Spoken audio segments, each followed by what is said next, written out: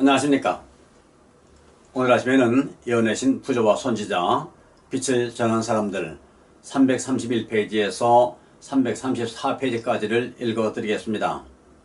제29장 율법에 대한 사탄의 적의.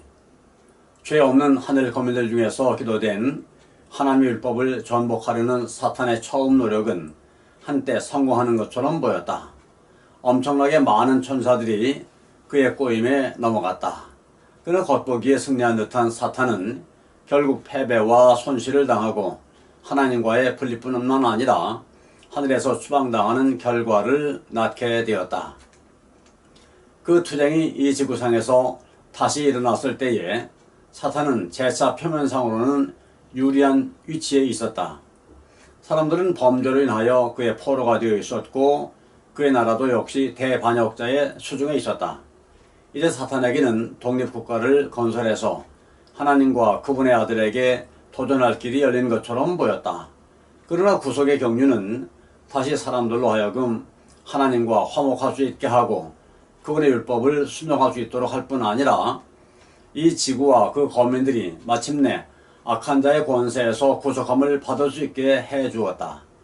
그리하여 사탄은 또다시 참패를 당하였다.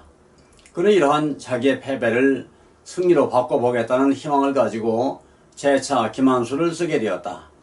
그는 타락한 인간에게 반역을 선동하기 위하여 하나님을 인간으로 하여금 당신의 율법을 범하도록 방해해 두시는 불의한 분으로 나타냈다. 간교한 유혹자는 하나님은 그 결과가 어떠할 것을 아시면서 왜 사람들로 하여금 시험을 당하도록 놔두셔서 그들로 이 같은 비참함과 죽음에 이르게 하셨는가? 라고 말했다.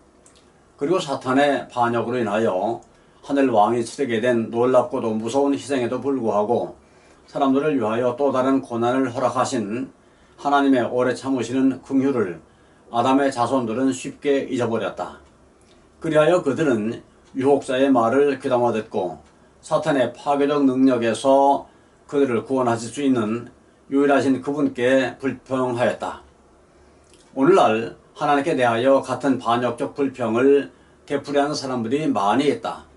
그들은 사람들로부터 선택의 자유를 빼앗은 것은 그들에게서 지적 존재로서의 특전을 박탈하는 것이며 그들을 단순한 자동 인형으로 만든다는 것을 알지 못한다.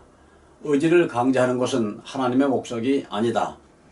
사람은 자유로운 도덕적 행위자로 창조되었다. 다른 모든 세계의 거민들처럼 그는 순종에 대한 시험을 받아야 하였다. 그러나 그는 악에 굴복하는 것이 불가피하게 되는 그런 위치에 결코 놓여있지 않았다. 그가 대항할 수 없는 어떤 유혹이나 시련도 그에게 오도록 허락되지 않았다. 하나님께서는 인간이 사탄과의 투쟁에서 결코 패배할 필요가 없도록 만반의 준비를 갖추어 놓으셨다. 지구상의 인구가 증가함에 따라 거의 모든 세상이 반역의 대열에 가담하였다. 사탄이 또다시 승리를 얻은 것처럼 보였다. 그러나 전능하신 분의 능력이 다시 불의의 역사를 단축시키사 홍수로 이 세상에서 도덕적 부패를 깨끗이 제하셨다. 선지자는 주께서 땅에서 심판하시는 때에 세계의 거민이 의를 배움이니이다. 악인은 은총을 입을지라도 의를 배우지 아니하며 여호와의 위엄을 돌아보지 아니하는도다 라고 말했다. 홍수 후에도 상황은 마찬가지였다. 세상 거민들은 그분의 심판에서 모이자 또다시 여호와께 반역하였다. 세상 사람들은 하나님의 언약과 율례를 2번씩이나 거절했다. 홍수 전 사람들과 노아의 후손 모두가 하나님의 권위를 무시했다. 그 후 하나님께서 아브라함과 언약 관계에 들어가시고 친히 한 백성을 취하여 당신의 율법의 보권자로 삼으셨다. 사탄은 이 백성을 유혹하여 멸망시키기 위하여 즉시 올무를 놓기 시작했다. 야곱의 자녀들은 이방인과 혼인관계를 맺고 그들의 우상을 섬기도록 유혹을 받았다. 그러나 요셉은 하나님께 충실하였다. 그의 충성은 참신앙에 대한 계속적인 증거였다. 사탄이 요셉의 형들의 질투심을 이용하여 그를 이방 땅의 노예로 팔리게 만든 것은 이 빛을 꺼버리기 위함이었다. 그러나 하나님께서는 사건들을 지배하셔서 당신께 대한 지식이 애굽 백성들에게도 주어지게 하셨다. 요셉은 보디발의 집과 감옥에서 하나님을 경유하는 동시에 그를 나라의 총리 대신에 높은 자리에 오를 수 있도록 준비시켜주는 교육과 훈련을 받았다. 바로의 궁전에서 끼친 그의 감화는 온 나라에 퍼졌으며 하나님께 대한 지식은 원군에 널리 퍼졌다. 이스라엘 사람들은 애굽에서도 번영하고 부유하였으며 하나님께 충실한 사람들은 그들의 감화를 널리 끼쳤다. 우상숭배교회 제사장들은 새 종교가 인기를 끄는 것을 보고 불안에 쌓였다. 그들은 하나님께 대한 적개심을 가진 사탄의 선동을 받고 그 새 종교의 빛을 꺼버리려고 노력하였다. 이러한 사제들에게 왕위의 후계자의 교육이 위탁되어 있었다. 장래 군주가 될 자의 품성을 꼴짓고 히브리 백성들을 잔인하게 취급하고 압제하도록 만든 것은 하나님께 대한 이 같은 단호한 반대의 정신과 우상 숭배에 대한 열정이었다. 모세가 애굽에서 도망한 후 40년 동안 우상 숭배는 승리한 것처럼 보였다. 해마다 이스라엘 사람들의 희망의 불빛은 희미해져 갔다. 왕과 그의 백성들 모두 그들의 권세를 크게 기뻐하고 이스라엘의 하나님을 조롱하였다.